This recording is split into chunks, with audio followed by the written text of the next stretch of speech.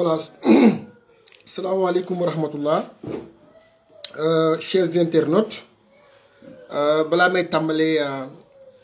séance d'aujourd'hui, je voudrais tout d'abord présenter mes meilleurs vœux à toute la communauté de Marketing TV Monde, plus précisément à la tête, M. Laye Masek, qui nous donne l'opportunité de parler avec tout un chacun. Donc, je m'excuse de ce petit retard lié à un problème technique, n'est-ce pas, de ma part. Donc, je n'arrivais pas à me retrouver un peu. Souvent, il arrive. Voilà, donc, je balu ak ñëpp rek ci at bu bees bi di ñaan Yàlla mu dimbal ñu defal ñu jàmm ak salaam ba ñu fekkee ko at yu bare et que déwén at bi ñu dugg dàq at bi ñu génn. Donc maladie, coronavirus et tout ça. Donc génnaani ànd ak at bu 2020 donc dem donc ci kàttanu Yàlla ak ci yonent bu sell bi alayhi salatu wassalam. Donc aujourd'hui nous allons aller droit au but puisqu'on a perdu un peu de temps. Donc le cours ou bien le thème d'aujourd'hui c'est sur comment évaluer un circuit de distribution. Comment évaluer un circuit de distribution. Donc ça, c'est le thème d'aujourd'hui. Ce que je voudrais tout d'abord, avant de commencer, c'est faire ce qu'on appelle une définition conceptuelle. Donc, je vais d'abord définir les concepts. Parce que dans le thème, nous avons deux mots. Distribution et circuit. Comment évaluer un circuit de distribution. Nous avons deux expressions, circuit et distribution. Donc, je vais d'abord, avant de commencer, procéder à une définition des concepts. C'est quoi distribution et c'est quoi circuit? Donc, la distribution. Distribuer un produit, c'est le rendre accessible aux consommateurs. C'est ça la distribution. Donc, distribution, c'est faire de sorte que le produit soit accessible aux consommateurs. Maintenant, ici, l'entreprise peut choisir deux paramètres pour assurer la distribution. Il y a deux possibilités de faire une distribution au sein de l'entreprise. Soit l'entreprise opte pour une distribution directe, sans intermédiaire, ou bien elle peut faire recours aux intermédiaires, n'est-ce pas, pour assurer la distribution. Maintenant, quand je dis intermédiaire, je fais allusion aux grossistes, aux détaillants, etc. Donc, ce sont les deux leviers sur lesquels l'entreprise peut s'appuyer pour distribuer son produit. Soit une distribution directe dans laquelle le consommateur se déplace, n'est-ce pas, dans l'entreprise pour acheter lui-même le produit, ce qui est rare. Ou bien, l'entreprise procède à travers une équipe de vente, ce qu'on appelle une force de vente, qui va rendre accessible le produit au consommateur. Ou bien, de vendre par correspondance. Donc, tout ça sont des moyens pour l'entreprise de distribuer sans faire recours aux intermédiaires. Maintenant, l'autre procédé sur lequel l'entreprise peut assurer une distribution, c'est à travers les intermédiaires de commerce. L'entreprise peut s'adonner à la distribution en faisant recours aux intermédiaires. Maintenant, par le recours à l'intermédiation, ici nous avons des canaux de distribution. N'est-ce pas? Un canal, je rappelle, c'est le chemin emprunté par le produit depuis le lieu de fabrication jusqu'au consommateur final. Donc ça, c'est le canal. Un canal est le chemin qu'emprunte le produit depuis le lieu de fabrication jusqu'au consommateur final. Ça, c'est le canal. Maintenant, tout ce qui est grossiste, tout ce qui est détaillant, donc tout ça, ça ramène aux intermédiaires. Donc le canal, on a trois canaux. On a un canal direct, on a un canal semi-direct et on a un canal long. Maintenant, pour le canal direct, donc c'est un canal où il n'y a pas d'intermédiaire. Donc, le consommateur se déplace chez le producteur, l'entreprise ou bien le fournisseur pour acheter le produit lui-même. Donc, sans passer par ni grossiste ni détaillant. Ça, on l'appelle un canal direct. Il y a un canal court, appelé également semi-direct. Dans ce canal, on n'a pas beaucoup d'intermédiaires. Il y a l'entreprise productrice, il y a un seul intermédiaire qui peut être un grossiste, et également le consommateur à la fin. Et maintenant, dans le canal long, c'est le canal que nous avons l'habitude de voir souvent dans le marché. Un canal où il y a un nombre important d'intermédiaires. Entreprise productrice, grossiste, détaillant et consommateur final. Bon, souvent, j'ajoute diallo boutiquier ou bien le nar boutiquier qui font du micro-détail. Hein? Voilà. Donc ça, c'est ce que je voulais rapporter avant de continuer. Donc, une définition conceptuelle des expressions distribution et canal. Donc, distribuer un produit, c'est le rendre accessible aux consommateurs par divers moyens, soit par une vente directe, ou bien en faisant recours à l'intermédiation, donc les intermédiaires, donc grossistes, détaillants, etc. Maintenant, je vais rentrer dans le vif du sujet, du thème. Mais avant de continuer, je voudrais faire saluer mon professeur à moi, M. Khalifa Diaby. Donc moi, je l'appelle le marketing, le marketing vivant, quoi. Voilà, lui, c'est du marketing. Professeur, je vous respecte. Merci beaucoup et je salue également toute la famille et vous présente mes meilleurs vœux à l'occasion de la fête, en tout cas de cette fin d'année. Merci beaucoup. Maintenant, je vais entrer dans le vif du sujet, dans le thème. Donc, comment évaluer? Maintenant, l'évaluation du circuit de distribution. Évaluer un circuit de distribution. Maintenant, je viens d'expliquer les notions de distribution et de circuit. C'est clair. Un producteur doit pouvoir évaluer le taux de présence de ses produits dans les différents points de vente, ainsi que celui de ses concurrents. Ça, c'est le souci de tout producteur. Tout producteur a un souci, c'est évaluer le taux de présence de ses produits dans les différents points de vente. Est-ce que mes produits sont présents dans les points de vente? Est-ce que mes produits sont présents dans les supérettes, dans les supermarchés, dans les hypermarchés, dans les discounts, etc. Ça, c'est le souci de tout producteur.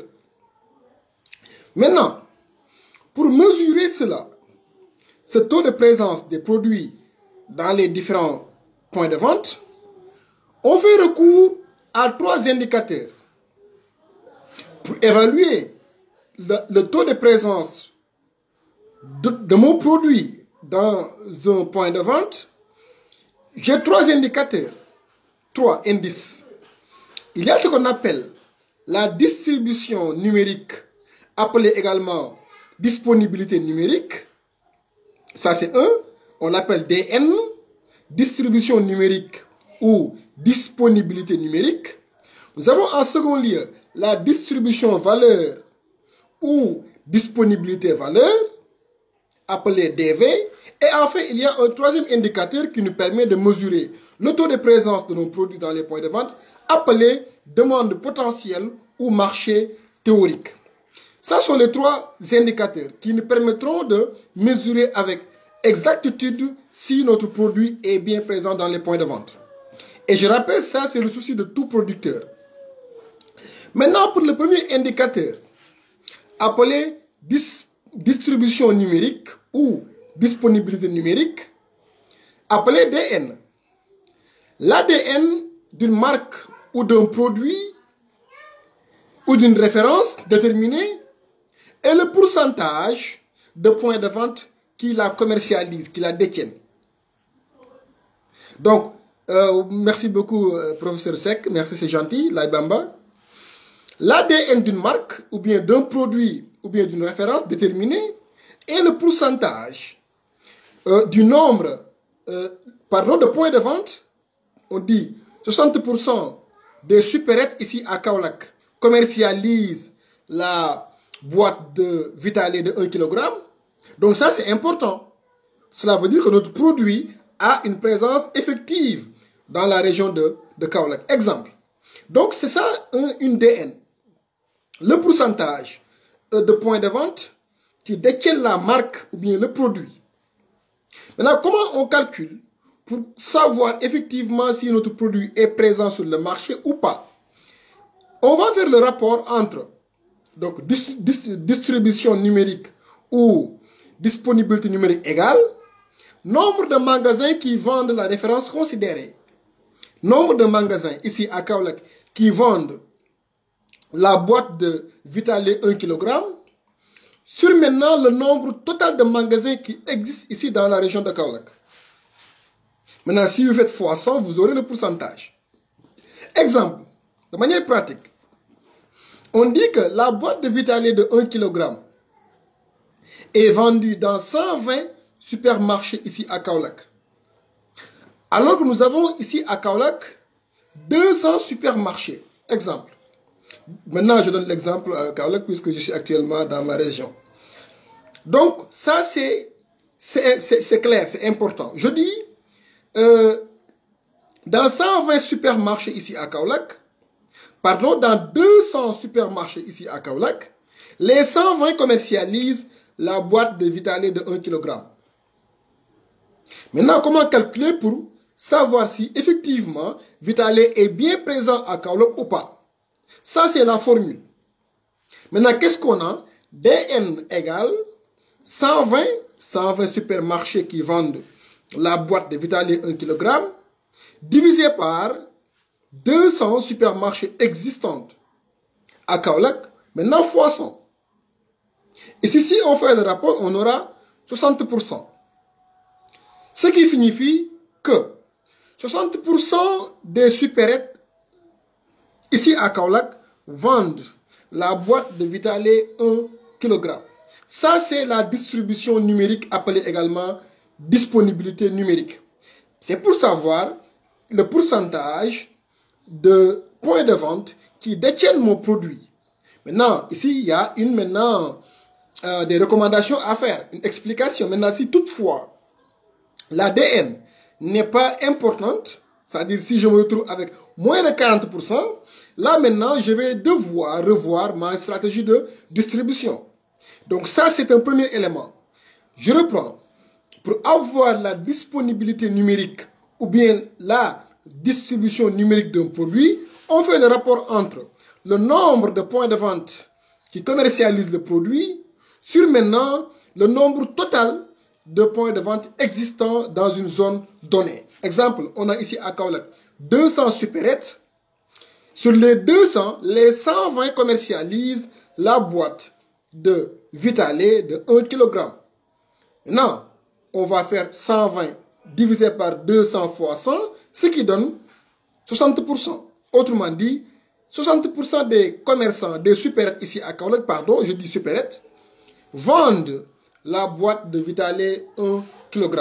Maintenant, là, quelle est l'interprétation que va faire le responsable des réseaux de distribution? C'est qu'effectivement, mon produit est bien présent dans la région de Kaolack. Maintenant, je n'ai pas besoin de modifier, n'est-ce pas, le circuit. Ça, c'est le premier élément. L'autre indice pouvant nous permettre de mesurer si oui ou non notre produit est bien présent ou pas, c'est ce qu'on appelle la distribution valeur ou disponibilité valeur, appelée DV. D comme Dakar, V comme vecteur, DV.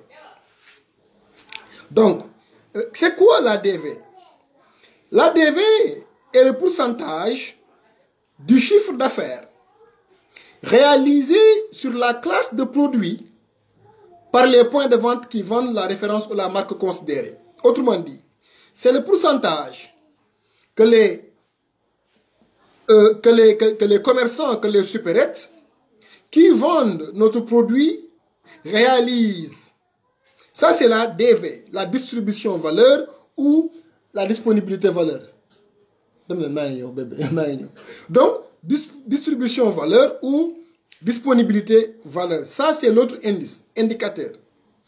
Donc, c'est le pourcentage du chiffre d'affaires réalisé par les points de vente donc, qui vendent la référence considérée. Donc, le pourcentage, n'est-ce pas, du chiffre d'affaires réalisé par les commerçants qui vendent le produit. Exemple ici, appliqué à notre exemple, qui vendent la boîte de Vitale 1 kg. Maintenant, le pourcentage réalisé par les magasins qui vendent la boîte de Vitale 1 kg. Maintenant, comment on va faire pour calculer la distribution valeur, appelée DV? Ici, ça sera le chiffre d'affaires réalisé, comme je viens de dire, par les magasins qui vendent, par les supérettes ou bien les supermarchés qui vendent notre produit, Vitale 1 kg.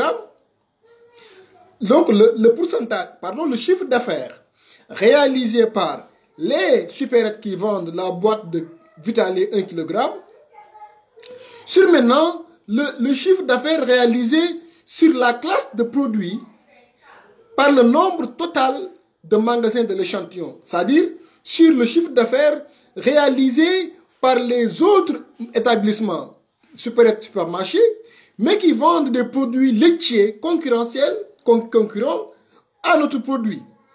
Donc, le chiffre d'affaires réalisé par les autres magasins qui vendent, n'est-ce pas, le produit similaire à notre produit. Ça, c'est l'élément, en tout cas, l'autre indicateur. Maintenant, on prend un exemple. Si, dans 120 supérettes ici à Kaolack, qui vendent la boîte de Nido 1 kg, le chiffre d'affaires réalisé par les 120 est égal à 250 millions. Exemple. La boîte de Vitale 1 kg est commercialisée ici à Kaolack par 120 supermarchés. Les 120 supermarchés réalisent un chiffre d'affaires de 250 millions. Alors que le chiffre d'affaires réalisé par les autres magasins qui vendent d'autres produits laitiers qui n'est pas Vitale réalise 625 millions. Maintenant, comment comment calculer pour avoir maintenant la distribution valeur, la DV? Ici, on va prendre les 250 millions réalisés par les supermarchés qui vendent la boîte de Vitale 1 kg sur maintenant les 625 millions réalisés par les autres magasins, supermarchés, qui vendent d'autres produits concurrents aux miens, n'est-ce pas, multiplié par 100. Ici, quand on fait le rapport, on aura 40%. Qu'est-ce que cela veut dire? Cela veut dire que la boîte de Vitale 1 kg a une distribution valeur de 40%. Ce qui signifie que les supérettes qui vendent la boîte de Vitale 1 kg réalisent dans leur ensemble 40% des ventes de lait en poudre conditionnée. Donc, les magasins qui vendent, bon, je dis magasin, mais je veux par là même parler de supérettes, bien supermarché, les 120 supérettes qui vendent la boîte de Vitale 1 kg réalisent un chiffre d'affaires de 250 millions. Voilà. Et alors que les autres, les autres magasins qui ne vendent pas notre produit réalisent 625. Maintenant, si on fait le calcul, on aura 40%. Ce qui signifie que la boîte de Vitale 1 kg a une distribution valeur de 40%. Ce qui signifie que les supermarchés qui vendent la boîte de Vitale 1 kg réalisent dans leur ensemble 40% des ventes de lait en poudre conditionnée. Maintenant, là également, je reviens pour dire, si toutefois le résultat n'est pas satisfaisant, donc il faudra, pour moi responsable des réseaux de distribution, revoir ma copie. Donc, ce sont des indicateurs extrêmement importants, n'est-ce pas, qui peuvent aider tous ceux qui ont comme mission principale, n'est-ce pas, d'assurer une distribution au sein d'une entreprise. Remarque, Ici également, il y a des recommandations qu'on peut faire.